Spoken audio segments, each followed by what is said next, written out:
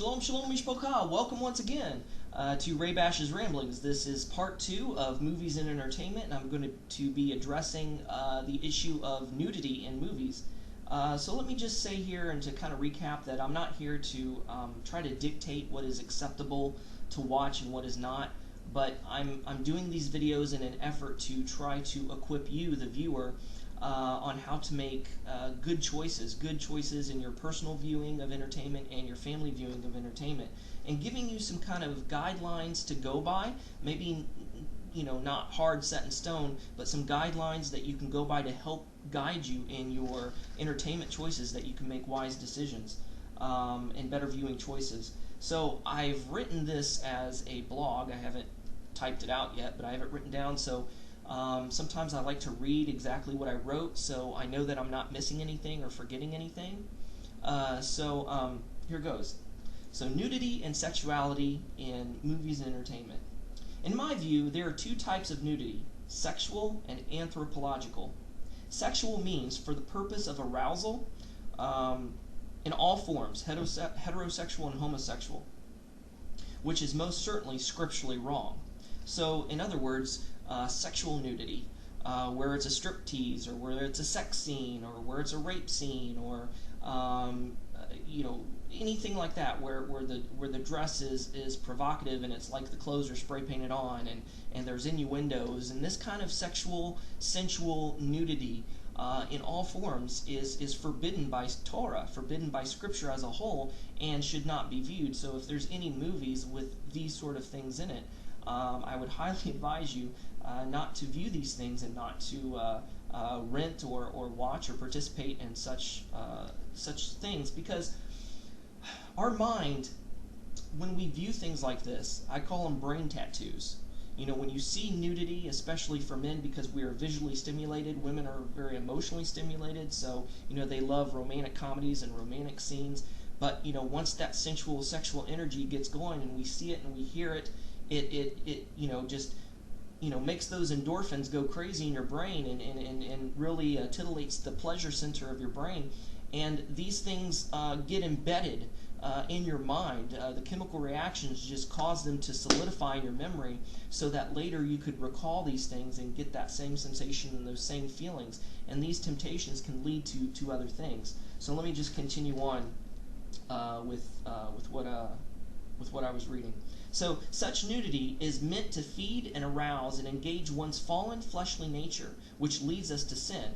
Yaakov, James says, when lust has conceived, it brings forth sin. And when sin has fully birthed and, fully comes about, that it brings forth death.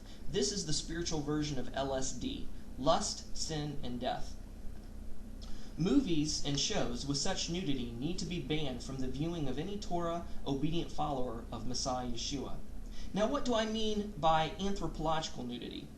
Anthropological nudity is tribal nudity we may see in documentaries like National Geographic or things of this nature, or the nudity that we may see in such movies as Schindler's List, which is not erotic in nature.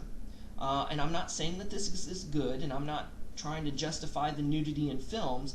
I'm just trying to bring out a point here, that the anthropological nudity, such as in documentaries, and such as in movies such as the Schindler's List, that's dealing with Holocaust, dealing with human tragedy and real, based on real events, it's to show that it's shown, the nudity, the anthropological nudity is shown in order to emphasize the shock and shamefulness of the reality of the Holocaust victims and what the survivors endured. Such nudity is to expose the evil reality of an event. One should not purposely seek out to view such nudity, but if it appears in movies and in the content discussed above, one should understand the context and not feel guilty over it, not beat yourself up over it.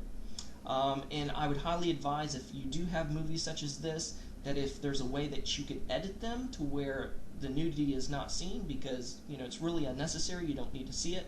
I'm just saying that I understand why it's put in movies. It's not for sensuality, it's not for sexuality, it's for shock value, it's to emphasize the evil of the event, such as the Holocaust. I'm not justifying it or saying that we should view it, but if it happens as you're watching it, maybe you didn't know it was there or whatever, don't beat yourself up or feel guilty over it. But if there's a way that you can control the viewing of this and not view this and edit it out, then by all means do so. However, if one does find themselves aroused by what I have termed anthropological nudity, such individuals should seek out professional help. Seeing nudity, tribal nudity of people in third world countries that simply don't have clothes to wear, or cultures where it's acceptable for women to be topless because they breastfeed all the time. Tribal nudity such as in the Amazon or parts of Africa, or third world countries such as that, or movies that involve nudities regarding like Holocaust or other real life shocking events like terrible things that people go through and things like this, where the nudity is anthropological in the fact that it is not meant to be perceived or deemed as sexual or sensual or any way. We are fallen human beings. God clothed Adam and Eve in the garden with skin, so we wear clothes for a reason. So we should view movies that have people fully clothed and indecently clothed.